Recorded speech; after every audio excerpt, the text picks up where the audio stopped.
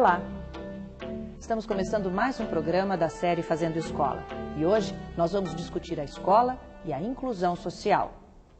Para conversar com a gente, nós convidamos as professoras Eliane Cavaleiro, coordenadora geral de Diversidade e Inclusão Educacional da Secretaria de Educação Continuada, Alfabetização e Diversidade do Ministério da Educação. Maria Terezinha da Consolação Teixeira dos Santos, secretária de Educação de Três Corações, Minas Gerais. E Aniceia Gonçalves Mendes, professora do Centro de Educação e Ciências Humanas do Departamento de Psicologia da Universidade Federal de São Carlos. Mas antes dessa conversa, nós vamos acompanhar exemplos de algumas escolas em diferentes regiões do país que consolidaram na prática espaços de diversidade.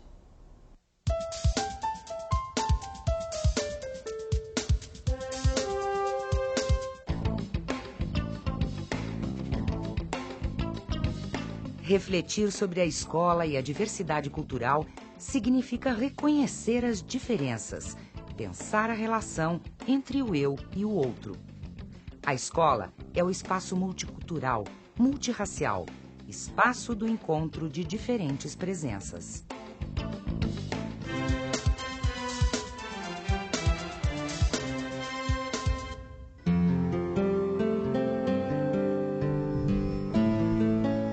Bom dia. Como está a senhora? Tudo bom? Eu vim aqui conversar com a senhora sobre o filho da senhora. Incluir também é buscar. De casa em casa, o Colégio Estadual Professor José Monteiro de Lima vai até o aluno e procura saber o porquê da ausência nos estudos. Eu trouxe para a senhora ver o boletim dele. A senhora ver a situação dele, as notas dele são ótimas, um bom aluno. Numa região onde os problemas são muitos, a solução é resgatar antes de perder. Ele tem perdido aulas e já está no segundo ano, não pode perder o ano. Então, vi qual é a situação dele real, porque me falaram que ele esteve doente, é verdade? Há 3 anos foi implantado o projeto Escola Inclusiva em Padre Bernardo, no Colégio José Monteiro Lima. Às vezes tem alunos que ficou até um mês fora, 2 meses fora da aula, e quando há oportunidade ele retorna. Nós começamos o ano com um número grande de alunos. Quando chegar setembro, outubro, a gente começa com uma evasão anualmente isso. Porque eles vão para a informalidade, eles precisam ganhar, né, algum dinheiro, então aparece muito o serviço de camelô, porque chega final de ano, você começa a ter aquela coisa de vendas, e eles têm que trabalhar, têm que sobreviver. Então, isso não é uma questão só da escola, é uma questão social. A escola hoje, na minha vida, é assim, é a minha segunda casa. Eu fiquei 4 anos sem estudar, aí a escola foi até minha casa, me trouxe de volta, hoje eu faço EJA, me trouxe de volta para a escola. Hoje eu tô assim, eu me sinto uma pessoa. E é gratificante vê-lo, né? Ver assim, porque geralmente quando ele tem uma nova oportunidade e um acompanhamento, ele vem com mais força. Porque às vezes ele foi impedido porque de repente ele se sentia sozinho. E quando ele vê que tem mais pessoas interessadas pelo desenvolvimento dele, ele fica mais fortalecido.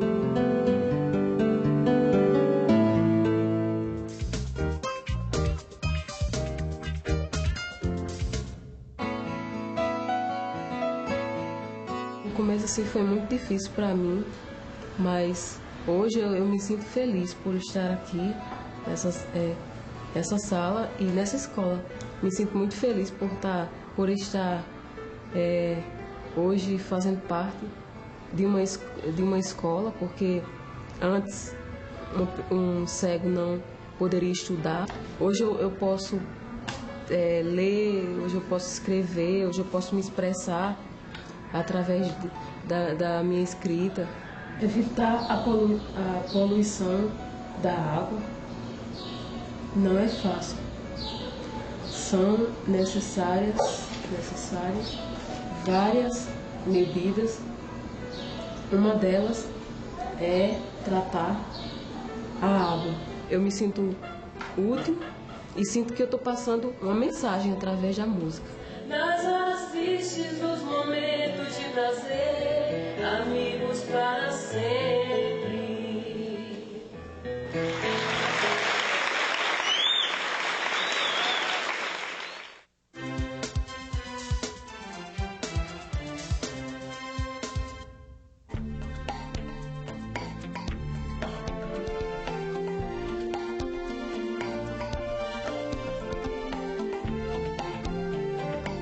ninguém aqui, os alunos e os professores não me fazem assim, de coitadinho, não vive assim me ajudando,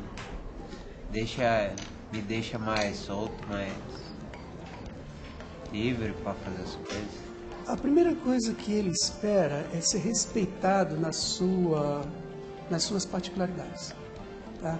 Ele também não quer ser tratado com paternalismo. Ele quer receber um tratamento igual ao que todo mundo recebe. E é o que nós fazemos aqui.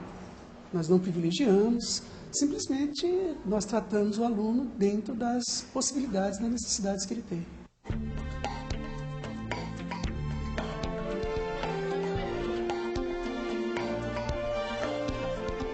Tem os amigos aqui que me ajudam, entendeu? Eu tô gostando aqui, é legal, interessante, a gente aprende um montão de coisa. Porque aqui ele tem os amigos dele, né? Conversa, tá aprendendo, tá fazendo o que ele gosta e tá sendo bem tratado. Eu acho que para ele isso é o principal. Acho que o carinho das pessoas, assim, com eles é muito grande, todo mundo trata eles muito bem. Assim como qualquer pessoa, a gente trata sem diferença nenhuma. Acho que é isso que é o mais importante, assim. Aqui em tantos lugares. Conscientizar, respeitar. Lições que não estão só nas aulas de língua portuguesa. Conjugar esses verbos é uma tarefa que cada professor precisa assumir na própria disciplina. A nossa preocupação era a seguinte: vai incluir, como vai incluir? De que maneira vai se dar essa inclusão? Qual é a aceitação que esse aluno vai ter num grupo regular que é muito grande? Essa preparação ela foi feita de forma muito natural. A escola, à medida que ficou sabendo que faria parte desse projeto, ela naturalmente começou a se preparar para receber esses portadores de necessidades especiais. E como a escola já tinha um trabalho de inclusão, isso foi extremamente fácil, porque eles aceitaram com naturalidade. Foi algo muito natural para a comunidade escolar, né? A luta pela inclusão social é antiga. Insinuações racistas ou de diferença social já foram problemas que são vencidos dia a dia. Nem a cor, nem a raça, nem a necessidade educacional especial, nem a condição financeira podem impedir a confirmação. Estudar é um direito de todos, não importa como o aluno seja ou se pareça. Acho que a escola está preparada e ela vai melhorando essa preparação à medida que vai recebendo as pessoas, né? Porque assim, a recepção maior é ao ser humano. O ambiente é ele que cria o ambiente, que ele vai ser tratado na medida em que ele criar o espaço dele, que ele ocupar o espaço dele. Que não é a necessidade que ele tem que vai impedir ele de ser bem sucedido. Vou continuar, quero fazer faculdade de processamento de dados.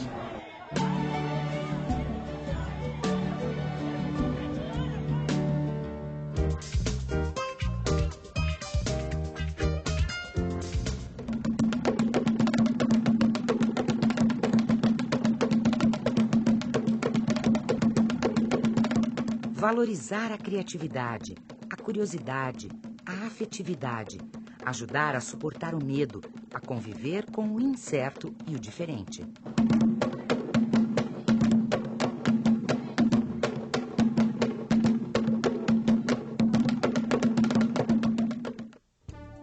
Inclusão social. Um desafio aceito pela escola. Integrar todos ao ensino é uma meta estabelecida pela Unesco e pelo governo brasileiro. Uma imagem possível e que deve estar na pauta de discussões de todo gestor escolar. Pedagogicamente, com esse nosso trabalho, a gente tem mostrado o quê? Que nós somos seres humanos e que a gente tem que conviver. Então as pessoas têm que ser admiradas, gostadas da maneira que elas são. Existem as diferenças, a gente tem que respeitar essas diferenças.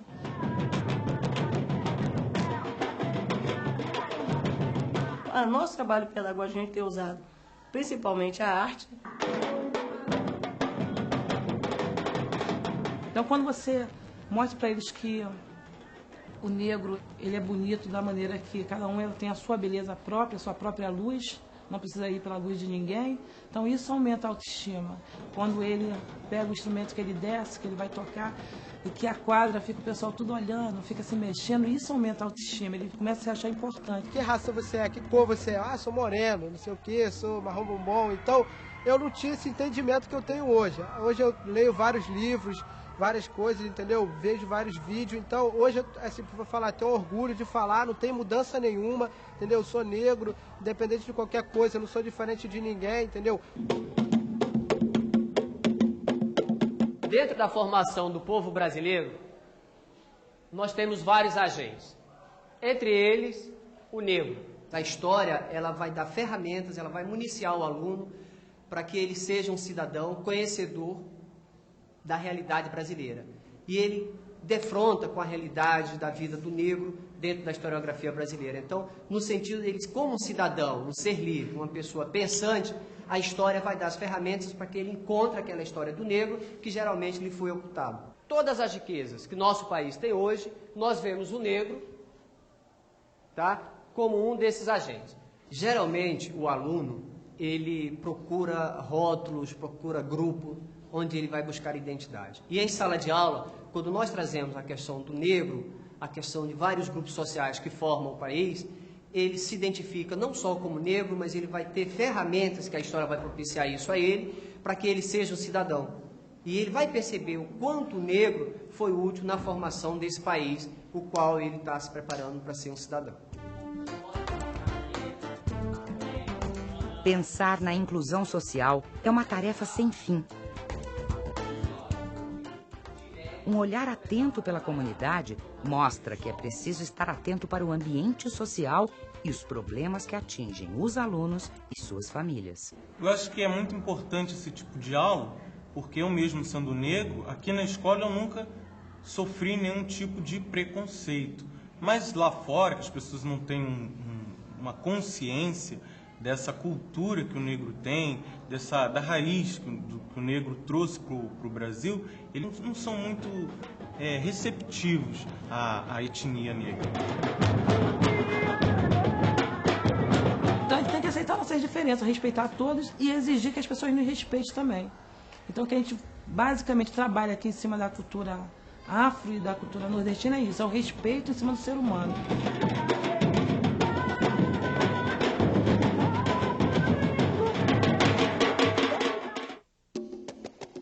Este é um país de muitas diferenças, de sorrisos diferentes, de diferentes sonhos e satisfações. Ao olhar atentamente, as diferenças aparecem mais que as semelhanças. Mas respeitar a individualidade, propagar a inclusão social, é mais do que uma prática a ser alcançada. É também ensinar cidadania. Uma escola, assim como um país, é feita de indivíduos com direitos iguais. Nós acabamos de ver depoimentos de alunos e professores na questão da inclusão social. Eu gostaria de saber da senhora, professora, o que mais chamou a atenção nessas experiências que nós acabamos de ver. Bom, eu acho que o vídeo, ele é realmente de uma riqueza e de uma beleza, porque a própria diversidade que está colocada no vídeo, ela nos leva a pensar em termos de país, né, que somos de todos. Mas, ao mesmo tempo, ele faz uma provocação, porque no momento em que ele diz que a escola aceitou o desafio da inclusão social, a gente tem que se perguntar até que ponto que realmente a escola aceitou, ou se são apenas alguns exemplos que estão de vanguarda, levantando a questão e buscando alternativas. Porque aí, ao lado da beleza, vem a dureza, né, da realidade brasileira e até que ponto que essas escolas estão aceitando de fato essa inclusão. Vamos aprofundar essas questões mais adiante.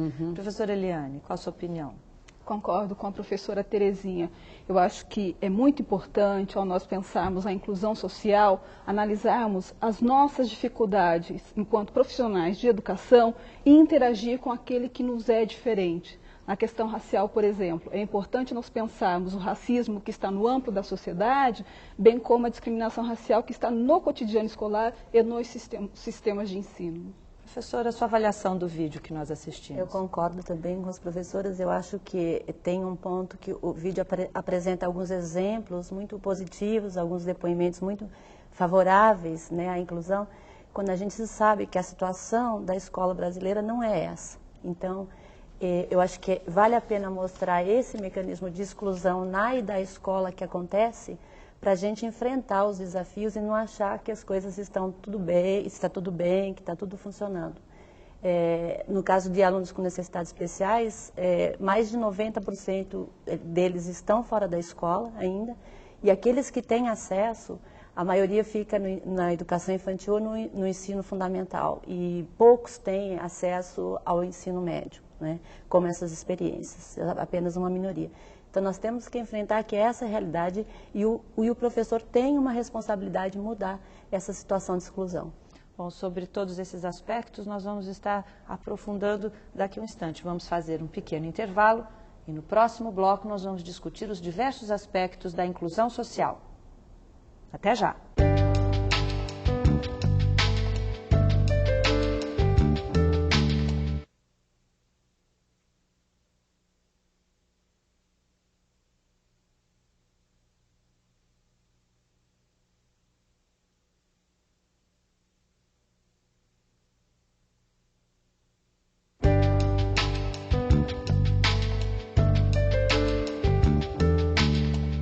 Estamos de volta com o Fazendo Escola. Hoje a nossa discussão é sobre inclusão social. E as professoras estavam comentando da dificuldade dessa inclusão se realizar na prática. Por que é difícil, professora? Bom, eu acho que a questão da inclusão não se trata simplesmente do acesso às diferenças que até a legislação legitima e que a escola muitas vezes abre a porta. A questão da inclusão, ela passa muito mais por uma quebra de paradigmas, porque o que você observa é que a escola dita regular, ela, ao se dizer regular, ela já discrimina. Porque tem a questão do que é irregular. O que não é regular, o que seria a escola, então, dita especial, e aí passa também por uma discussão de que especial são alguns. Isso complica, porque, no fundo, quando você diz que especial são alguns e os outros não são especiais, são regulares, você está legitimando uma discriminação. O Caetano Veloso diz uma coisa, ele fala: de perto ninguém é normal.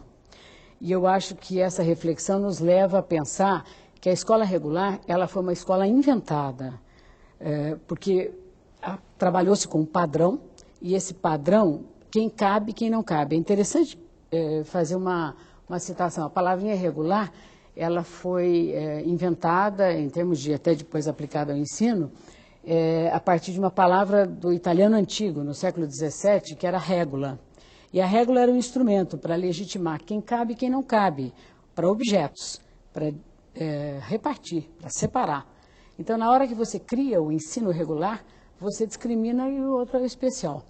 Então, isso é que dificulta, porque, no fundo, você observa até no próprio vídeo, as pessoas usam expressões que revelam a exclusão velada. Há um momento ali que a professora diz assim: a gente tem que... Como se fosse uma obrigação. Como se fosse uma obrigação. Há um outro momento ali também que ela fala assim: a gente tem que integrar. Essa é a grande discussão. Porque na hora que você fala que você tem que integrar, quem tem que se alterar, quem tem que se transformar, é o aluno. A escola faz a concessão de permitir que ele seja integrado. E a palavra integrado não é por aí, né? Porque ao integrar, a escola permanece padrão. E todo padrão exclui. Porque a escola que tem um padrão é a escola de alguns, não de todos. Essa intolerância velada é o mais difícil de se lidar em sala de aula? Com certeza, o silêncio vai dificultar uma reflexão sobre as questões que estão colocadas ali no cotidiano escolar. No caso do antirracismo, da inclusão do negro no cotidiano escolar, o que nós temos aqui, o negro, a criança negra já está presente no cotidiano escolar. Mas se nós, profissionais da educação, não fazemos nenhuma discussão a respeito do que é ser negro na sociedade brasileira, como o material didático que nós utilizamos no dia a dia trata o povo negro, você não trabalha de maneira favorável para a inclusão desta criança no cotidiano escolar. Ele fica invisível, Ele fica invisível. Então é necessário você educar para as relações raciais. Pensar que é preciso educar a criança negra e também a criança branca. Então, assim, é você trabalhar, sim, para a valorização da cultura, mas também ajudá-los a refletir sobre a discriminação que pode estar presente, inclusive nas relações interpessoais entre adultos e crianças e entre as próprias crianças no cotidiano escolar. Agora, às vezes o professor ele fica se sentindo meio que pisando em ovos, né? Como que ele pode lidar com isso na prática? Você falou, tem que trabalhar com a criança negra e com a criança branca. Como é que ele faz isso de uma forma natural? O principal é quebrar o silêncio, é dar a oportunidade de que as crianças coloquem para fora os seus sentimentos e emoções vividas ali no espaço escolar. Porque a criança negra consegue falar sobre o seu sentimento de rejeição que ela vivencia no espaço escolar. Muitas crianças brancas, jovens e adolescentes têm condições de falar sobre sua percepção a respeito de um certo privilégio que pode ser percebido no cotidiano escolar.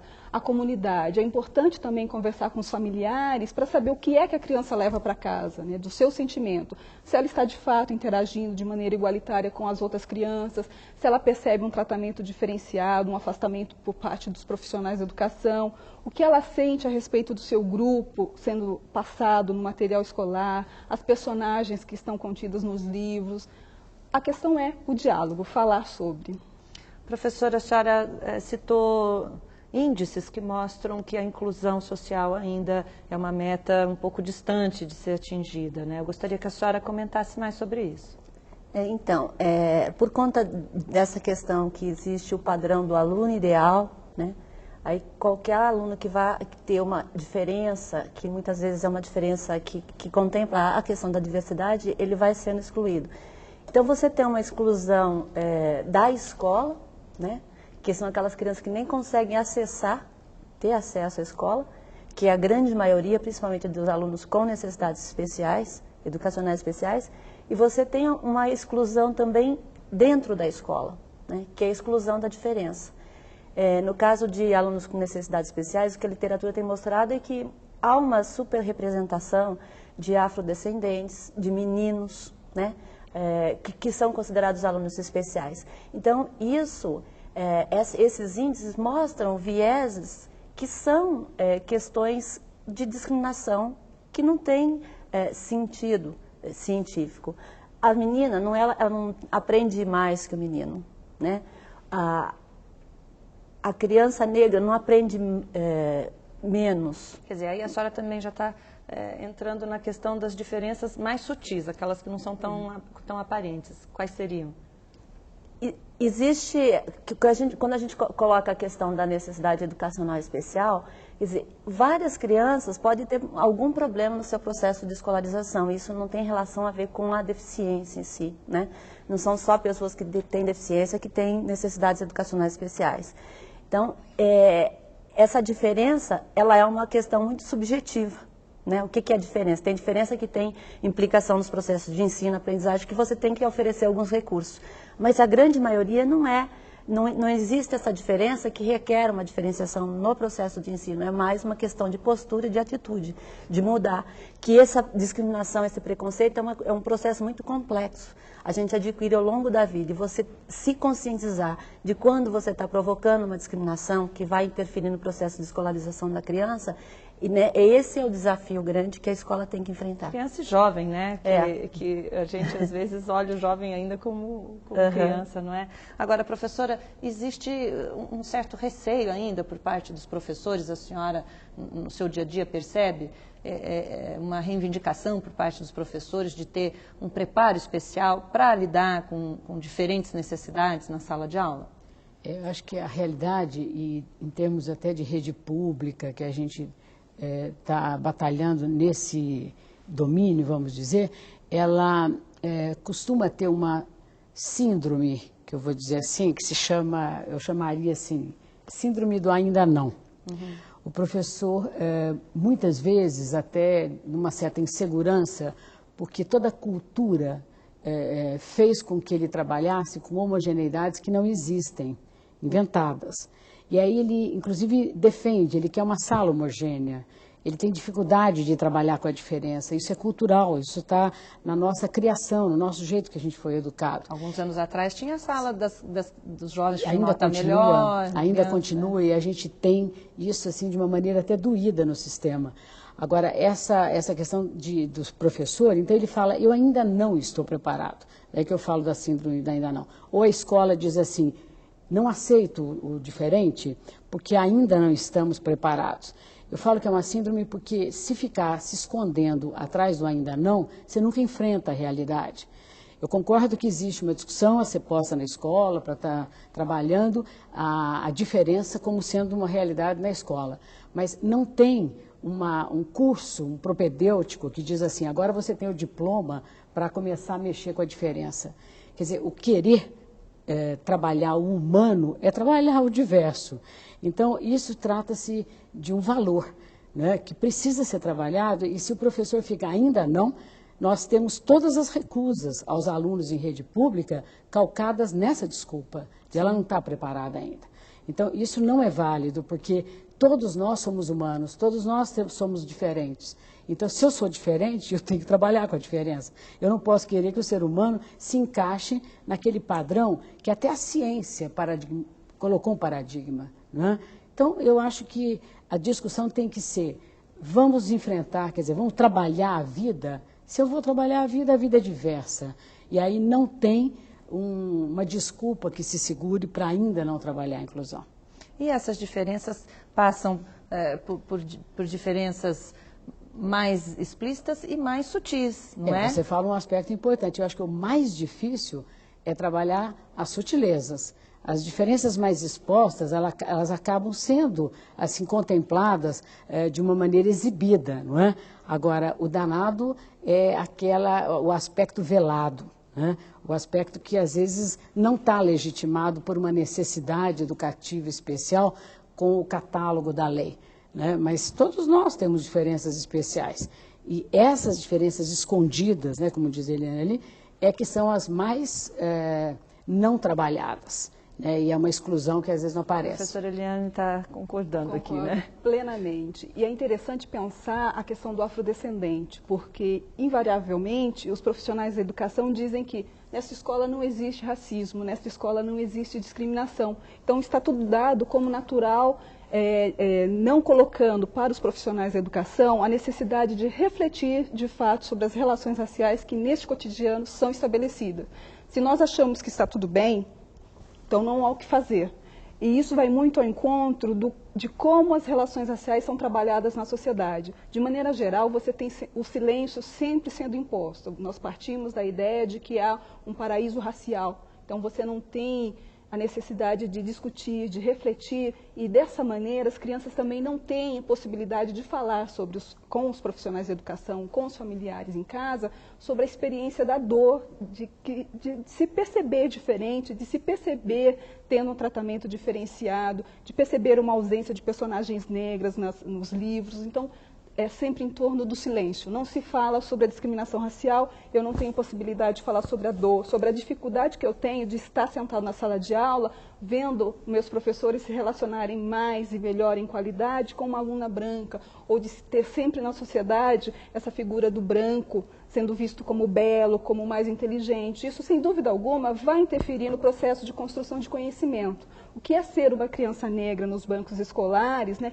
percebendo a ausência do negro em posições valorizadas na sociedade como um todo e, sobretudo, no cotidiano escolar, quando você não vê o negro participando das atividades, das datas comemorativas. Então, essa ausência, esse não falar, vai silenciando também a criança, não dando a ela a possibilidade de expor para os seus pais, para os profissionais de educação, o que de fato ela sente.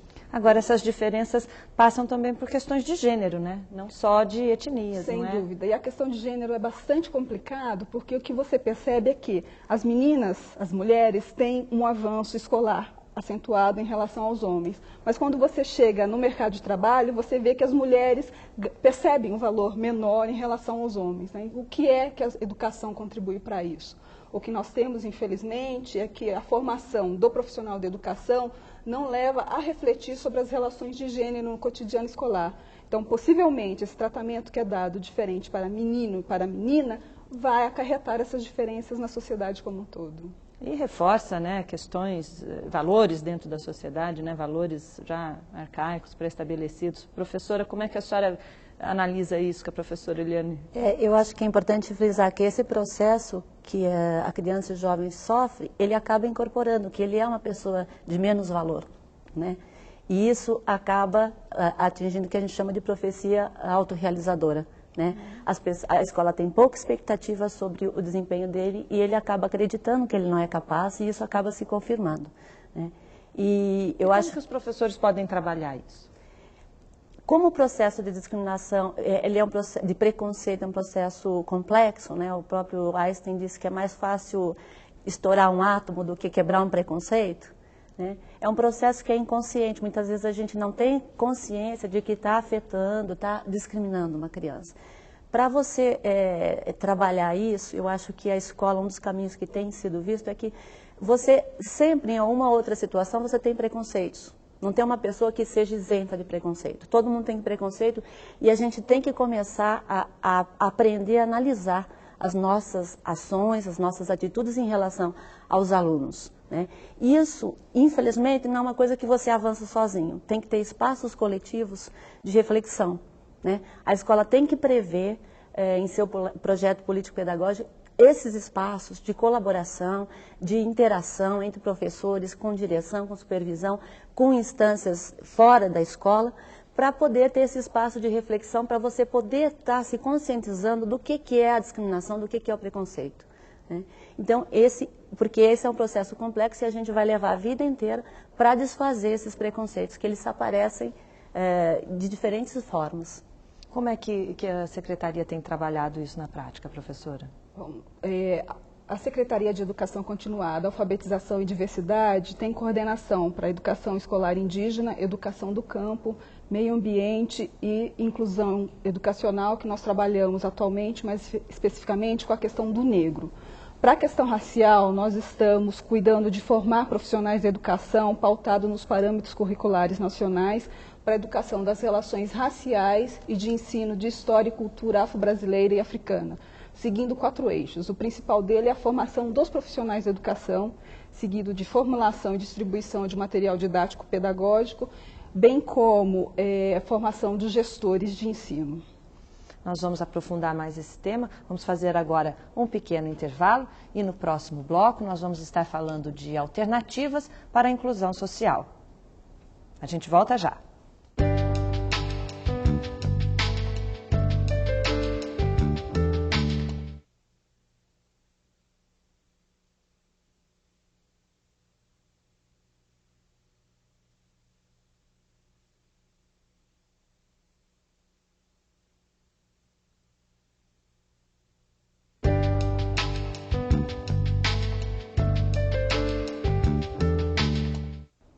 Estamos de volta com o Fazendo Escola. Hoje a nossa discussão é sobre inclusão social. Eu queria fazer uma pergunta, professora. Os alunos que têm necessidade especial, eles vão até onde eles vão dentro da escolaridade? Chegam ao ensino médio? A maioria não chega ao ensino médio. E por conta, os jovens, né, com necessidades especiais, muitas vezes eles são retidos nas primeiras séries, porque eles não conseguem atingir o conteúdo curricular que é esperado, então eles vão sendo retidos, muitas vezes sendo educados no meio de crianças, né? E os que conseguem acessar são alunos que têm deficiência visual ou deficiência física que conseguem mais sucesso. Professora, quer complementar? Aí, quando ela coloca, eles não alcançam o conteúdo curricular esperado. Veja um pouquinho, eu estou partindo do padrão. Não é? E exatamente todo o mecanismo de avaliação tem que ser revisto dentro de uma proposta de escola inclusiva, e nessa hora você fala, não é a escola inclusiva que tem que rever a avaliação. A escola inclusiva, ela deveria ser a escola regular, quer dizer, a regular, entre aspas, é que tem que rever a sua maneira de currículo, a sua maneira de avaliação, porque a escola regular está sendo de exclusão. E aí eu vejo que tem uma confusão. As pessoas dizem que a escola especial é a outra alternativa para que eles não acompanham. Quer dizer, não acompanham o padrão. Então, não poderia existir o currículo adaptado. Não poderia existir um currículo de escola especial. O currículo é o mesmo, senão você é até contra a Constituição. Pois é. Tá? Você tem que ter o mesmo currículo. Agora, um apoio, um atendimento educacional especializado, tudo bem, pode ser na escola regular, pode ser fora dela, mas não pode partir da ideia de que para esses necessidades especiais, aí você tem que fazer uma adaptação. Não, o currículo é o mesmo para todos. Né? Senão, e aí você veja, aí eu não vou avaliar com um padrão. Tá? É o ritmo de cada um. Aí tem a necessidade de flexibilizar tempo, flexibilizar espaço, porque senão vai Agora, se excluir. as experiências que dão certo são muito poucas ainda, né? Há muito receio de se lidar com todas essas questões, né, professora? Veja, eu até gostaria de contar uma situação, né, um caso, eu não sei se vocês concordam, mas a gente percebeu, por exemplo, quando a gente começou a investir em professores para trabalhar com diferenças, de início era uma proposta assim: vamos fazer os professores aprender a trabalhar com as diferenças porque eles vão receber alunos especiais. Só que o que nós descobrimos? Quando ele aprendeu a trabalhar com as diferenças, ele virou o melhor professor de todos. Ele também se aperfeiçoou. Porque daí ele aprendeu a trabalhar com a diversidade. E a gente acha que o professor que aprende a trabalhar com a diferença é para atender o especial.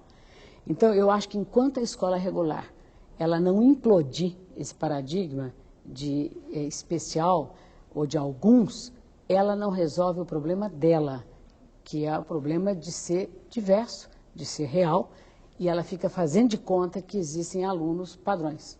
E até essa é uma forma de manter o aluno dentro da escola, né? Acabar com o problema de evasão, né? Passa por aí também, né? Aceitar, lidar. Por exemplo, quando a Eliane estava comentando a questão do professor, há um lance do vídeo ali que eu achei interessante. Tem um dos meninos que diz assim: aqui na escola eu não tenho preconceito, né? Mas lá fora, como se a escola fosse um mundo à parte.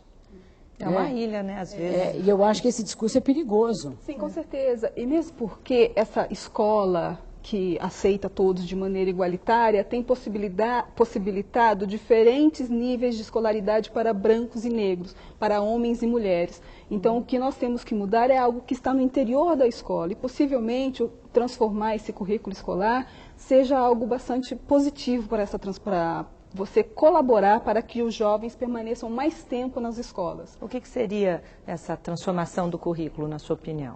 Olha, eu vou dizer da questão racial especificamente.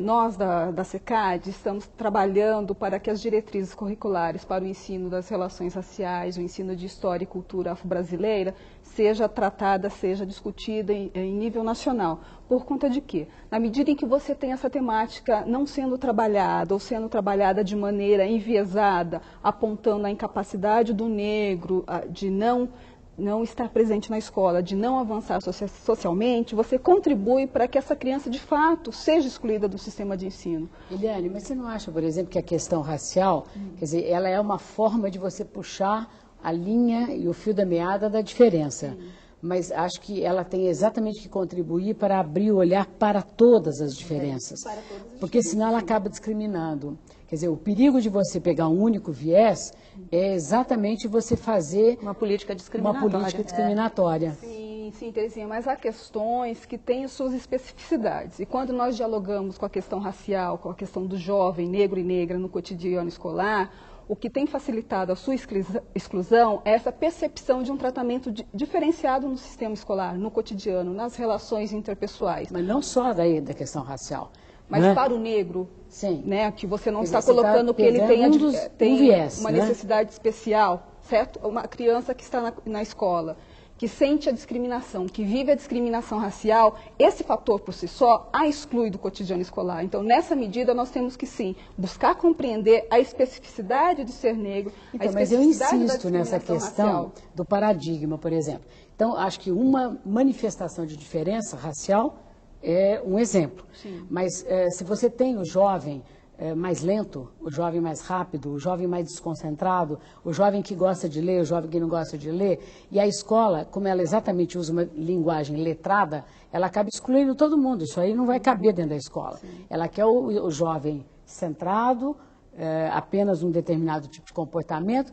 E então eu acho que o viés racial ele é muito importante para trazer uma contribuição de discussão de diferenças. Sim, mas como você mesmo disse, todos nós somos especiais. Então vamos pegar aqueles jovens, né, que são especiais, que têm possibilidade de desenvolvimento, tem a família que acompanha, que está ali junto com ele percorrendo o sistema de ensino. O porquê é que este jovem não avança? Então, assim, é uma questão específica do aspecto racial que tem que ser também discutido. Então, sem dúvida alguma, nós temos que trabalhar para que os profissionais entendam todas as diversidades que estão presentes na sociedade e estão no cotidiano escolar. Mas eu acho que isso sinaliza uma coisa muito nítida, não sei se vocês concordam, que a questão está repensando aonde que a escola pode mudar, aonde que a escola, o sistema tem que ser transformado. Porque é muito fácil jogar o tributo, né, para o jovem, para a pessoa que chega na escola e aí você fala que não está incluída. Eu acho que toda política pública, e como você lembrou algumas questões do MEC, ela tem que estar direcionada a rever como que ela mexe na escola. O perfil da escola. O perfil da escola, porque a grande questão da exclusão está posta nos próprios mecanismos que ela reproduz da sociedade. Não é? E esse é um problema muito sério. Quer dizer, a escola dita regular, eu acho que ela tem que garantir, por Constituição, o atendimento educacional especializado. Mas eu acho que cada vez mais a escola especial, ela tem que deixar de existir. Certo? Ela tem que ser um lugar, e isso é uma confusão dentro da LDB. Tá? A LDB fala em escola especial, até como um capítulo separado, mas tem que se entender educação especial como atendimento educacional especializado. A escola especial tem que garantir que a sua criança, o seu jovem, esteja na escola dita regular. Né? Ela não tem que criar um currículo separado. Porque enquanto ela cria um currículo separado para atender ele em outro ambiente, ela está fazendo a exclusão dele. Mas ela tem que mexer no currículo dela, ela tem que ampliar, revisar esse currículo. Isso, mas isso a escola regular. Sim, a escola regular. A escola especial não tem que ter currículo dois pontos que tem que ser tocados, a questão da gestão e a questão do currículo. Né? Nós vimos no vídeo os jovens dançando, né? Então, se você vê uma escola que só trabalha com habilidades cognitivas, habilidades racionais, todo mundo tem que ser inteligente, né? A pessoa que tem uma habilidade esportiva, que tem uma habilidade para desenhar, uma habilidade para música, uma habilidade para dança, isso não é valorizado. Né? A Constituição fala que a escola tem que favorecer o desenvolvimento pleno. O que é o pleno? Né? Então, você tem um viés de currículo muito forte aí, que todo mundo tem que aprender habilidades cognitivas, habilidades racionais. Né? E os talentos que os jovens trazem para a escola, eles não são valorizados e acabam, né, morrendo esses talentos, e eles são todo comparado com um padrão de desempenho que tem que ser aquilo. Né? Então, a questão de currículo, a questão de currículo para mim é fundamental, né? Que toca na questão de todas as diferenças. Você tocou num exemplo, e inclusive o vídeo fala na estética da sensibilidade. Eu acho que quando a escola coloca uma linguagem padrão, que é a cognitiva, ela já se afirmou de exclusão, porque ela não está considerando o ser humano inteiro. Né? E ao valorizar as diferentes linguagens, todo professor ele começa a enxergar a criança e o jovem no seu todo. Né? A gente tem até um jeitinho de falar muito assim, a criança, né? Mas é bem É coisa de mãe, né? E a gente, o filho está adulto e ainda enxerga como criança. E o próprio professor, e nós somos, né? O acho professor que crianças aí na questão de estar aprendendo sempre, de uma perspectiva de aprendizagem contínua. Mas as linguagens são fundamentais para que a escola exerça a não exclusão. Ela tem que trabalhar com todos. Além disso, ela tem que diferenciar espaços. Né? Ela tem que diferenciar os tempos. A criança e o jovem, quando entra na escola, ele tem uma aula de 50 minutos. Você chega na universidade com o mesmo tempo de 50 minutos. Então, ela tem um padrão, ela já formatou, ela já pôs grade. Isso é que tem que ser virado, né, de ponta cabeça mesmo, para começar a trabalhar a diversidade. Porque a diversidade não cabe nas grades da escola. Eu acho que, sobretudo, quando a gente fala de aprender, né, de viver a diversidade, a questão do autoconhecimento. Né, que eu acho que o que nós estamos colocando aqui é isso. Porque essa diversidade gesta identidades diferenciadas. Né, e a escola trabalha como se isso fosse construído naturalmente. Nós sabemos que isso não é naturalmente. Né? Eu aprendo a respeito da minha pessoa na interação com os demais que estão ali cotidianamente, sistematicamente interagindo comigo. E é nessa medida que é importante nós termos atenção para as diversas linguagens que são expressas, porque são essas linguagens que vão me dizer quem eu sou, mulher, homem, negro, branco, indígena. E isso é construção de conhecimento, não só para a vivência no cotidiano escolar, mas para a minha vivência como sujeito integral. Hoje eu posso ser um adolescente que está ali no ensino médio, mas eu vou para o mercado de trabalho. O que é que essa educação está possibilitando para essa minha identidade de pessoa adulta? As competências que eu tenho, as capacidades. Mas aí veja um pouquinho, acho que a gente partiu depois do vídeo para uma discussão de por que a escola não está fazendo a inclusão, né? E levantamos vários aspectos. Agora, eu acho que, no fundo, essa discussão da inclusão, que não está sendo feita, e o vídeo provoca isso, ele diz, todo gestor escolar tem que estar fazendo essa discussão no projeto político-pedagógico, na definição de currículo, etc. E eu gostaria de ressaltar, porque eu tenho visto muito a discussão da inclusão sair apenas da voz da escola especial. Sim. A escola regular fala, não é comigo. E esse é um problema muito sério, porque em todo, por exemplo, congresso, você vai discutir inclusão, você pode observar que é apenas em congresso de portador de necessidade educativa especial. Porque os ditos normais, os ditos regulares, não querem discutir isso. E a escola, ela só melhora na hora que ela tiver todas as provocações de diferenças dentro da sala de aula. Porque enquanto ela achar que todo mundo é igual, estou falando entre aspas, porque o Betinho dizia que ser igual é ser diferente. Não é? Então, enquanto a escola achar a regular, entre aspas, porque tem até que botar em questionamento, enquanto ela achar que não precisa discutir a inclusão, ela não vai dar conta da diversidade, ela vai fazer de conta que ela lida com a vida. Agora, para a gente mudar esse quadro, o que os professores podem começar a fazer, a discutir, quais são as questões que têm que ser trazidas para o plano real, professora? Eu acho que a escola, no seu projeto político-pedagógico, ela tem que realmente estabelecer um compromisso, travar um compromisso com a aceitação e respeito à diversidade, o acolhimento à diversidade. Tem a questão da gestão democrática, porque a gente sabe que a postura do diretor é fundamental para acontecer a inclusão, porque ele vai criar os espaços, Olha, ele vai liderar. Até polemizar um pouquinho, quando a Enicéia diz ali que a escola tem que assumir um compromisso de aceitar. Eu acho até que na questão da legislação, isso já existe como garantia. E até, vamos dizer assim, deveria se obrigar, tem que aceitar a diferença. O que eu acho perigoso é a escola, então vamos supor que ela fosse obrigada a aceitar. Mas isso acontece muito. A classe é heterogênea, mas o professor, pela questão cultural, ele trabalha a heterogeneidade com o óculos da homogeneidade. Aí isso fica uma coisa sofrida, porque dentro de uma escola que você diz que está trabalhando a diferença, você quer que eles sejam o padrão que você sempre está acostumado. Então, acho que o projeto político, ele tem que estar garantindo, e como a Enicéia disse, tem que ser uma discussão constante. É o dia a dia, é formação em serviço. Formação permanente.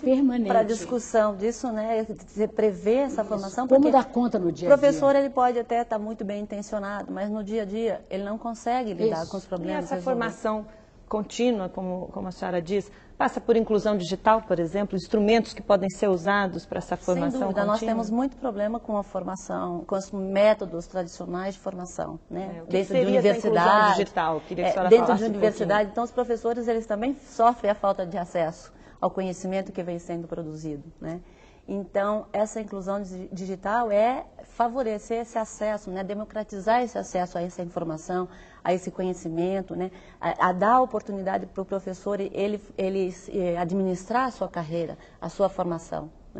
Então, a inclusão digital, ela tem que prever formas de democratizar o acesso à informação, de universalizar ao máximo esse acesso.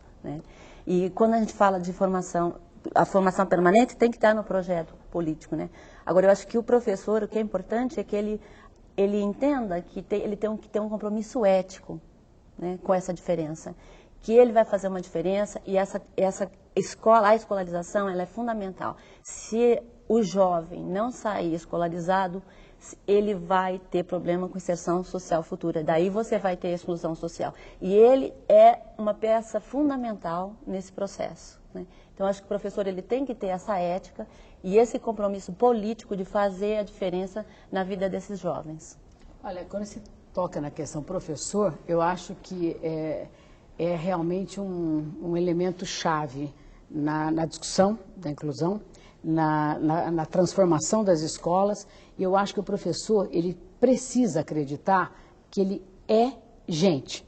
Enquanto gente, sou diverso. Enquanto eu sou diverso, eu trabalho uma diversidade sem precisar dizer que eu preciso ser preparado num curso propedêutico. A vida me desafia. Eu tenho que enxergar a diversidade como um desafio, não como um obstáculo. Se eu enxergar como desafio, poxa, como é que eu posso me tornar uma pessoa até interessante, né, em termos de vida?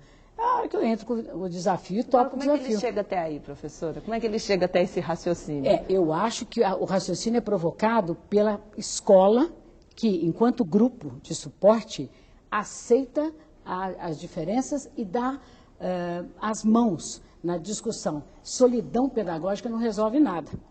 Eu acho que a gente tem que partir para grupo de estudo, grupo de trabalho e abrir a discussão. Às vezes a gente acha, não, mas a escola não quer. Um encosta abrir no outro. E provocar a discussão, abrir, né? provocar Seria e fazer acontecer. Uma perspectiva para... Esse é o desafio e uma transformação pessoal. Não dá para eu trabalhar a diversidade, o respeito, a valorização com os meus alunos se eu também não incorporo esse respeito à diversidade. Mas não tem que esperar a transformação pessoal acontecer. Ela vai acontecendo... Ela é decorrente do trabalho colaborativo. Interação. Isso tem que ser buscado. Interação. Tem que ter intenção. E ela é decorrente do trabalho colaborativo. Se você tiver colaboração, se você tiver um trabalho colaborativo dos pares, né, você vai ter desenvolvimento pessoal, desenvolvimento profissional dos professores, você vai ter resolução de problemas administrativos, disciplinares da escola, né? Então é esse o caminho, é o trabalho colaborativo. E o professor, acho que é fundamental, ele precisa acreditar que todo mundo está em processo, todo mundo é vida, inclusive ele, né? E ao acreditar nisso, ele vai sentir que a escola não é uma coisa pronta, acabada, regular, né, como se fosse já determinada. Ele vai estar trabalhando para que a diversidade aconteça e que ele entre nessa diversidade, porque só assim ele pode se reconhecer como gente. Professora, infelizmente nosso tempo terminou. Eu agradeço a sua participação. Pois é sempre assim. Professora Eliane, muito obrigada pela sua participação aqui no TV Escola. A senhora também, professora, eu agradeço a sua presença aqui com a gente. E no próximo Fazendo Escola, a gente vai discutir os diferentes projetos na gestão democrática. Até lá!